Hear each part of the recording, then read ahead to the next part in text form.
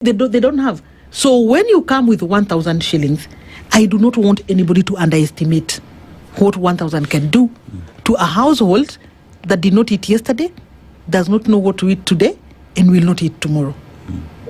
It is devastating, and that is what William Ruto has mastered. That money can do almost everything. Money can do almost everything. That is what he has mastered. But I want to really, because when you look at the crop of members of parliament that we have, and you ask our voters, like, what criteria did you use to arrive at this person? Do you first understand that the member of parliament is your shield?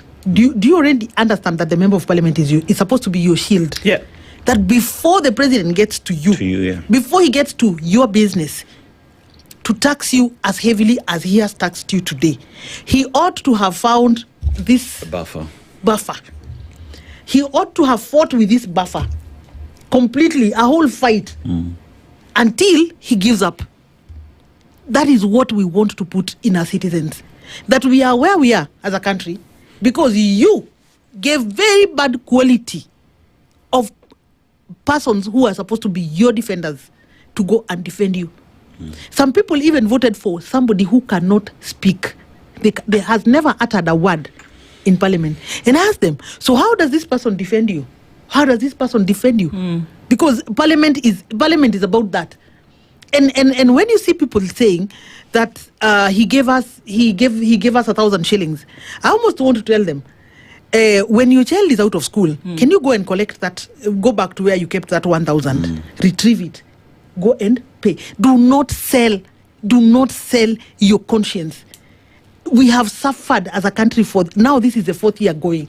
And when you walk amongst people and you walk amongst people, you can feel it. You can feel it. Yep. I walk in the streets of Kasarani, Choka, Ouko, and you're meeting children.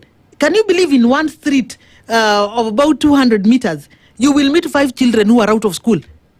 200 meters, that one Soko street. But because you will meet 5 children. When you ask what is the problem, this one aliambiwa uniform, aliambiwa alete kiti. Do you know that for you to access a public primary school in Nairobi, you have to go with a desk? Yes. As if the ones who exited class 8 went with the desk. They did not go with the desks. And guess what? You will be told it is not a physical desk that you want to come with. A desk is 5,000. So bring in 5,000. Not a problem. But I am saying the heads of schools also are operating within certain difficulties. But it is the Ministry of Education that is the regulator of policy.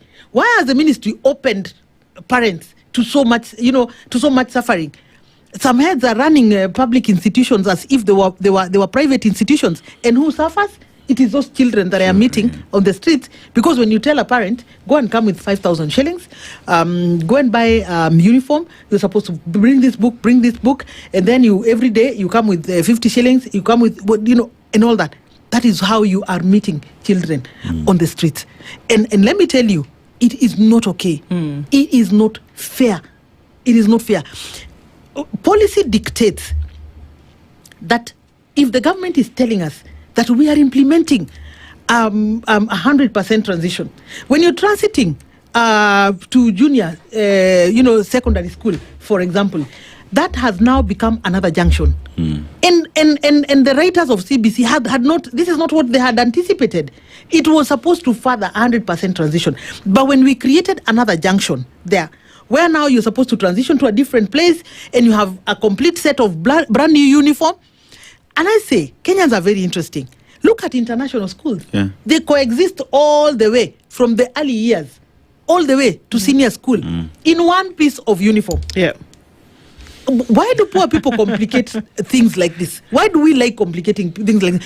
Why? It is because we have to sustain certain businesses within the school. It is someone's business. So who has failed parents in that particular context? It is the government. Because the government is not regulating the sector as it is supposed to regulate the sector. Why isn't the government regulating the sector? Because the government has failed in its duties. So to quote support from these people is, you support me, you keep quiet on the areas that I am weak, and I will also keep quiet when you're doing a few things. At the expense of the nation's children. That is That's how what children, you're talking that about. is how children are out of school. otherwise, what explanation does the Ministry of Education have to drop access levels to the levels that access levels have dropped today at current? Why might be meeting children, and I have threatened that I am going to carry children. I have called them and I have a list of them here.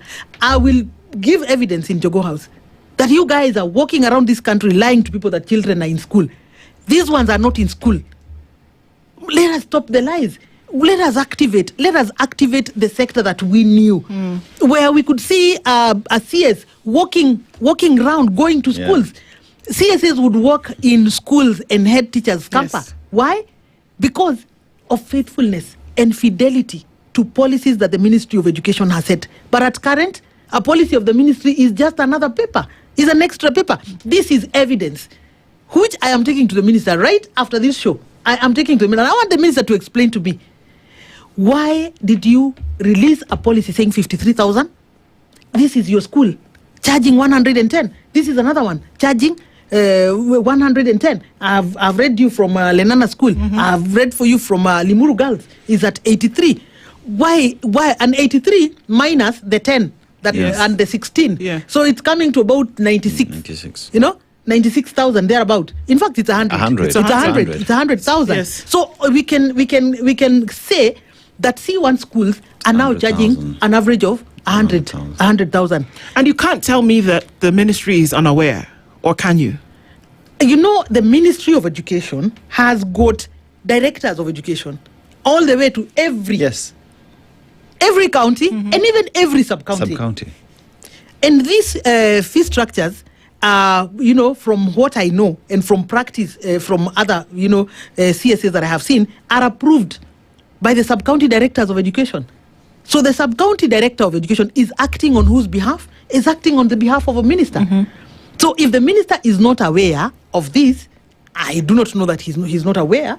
I do not know if he's not aware because he does not want to know or because he doesn't do his job.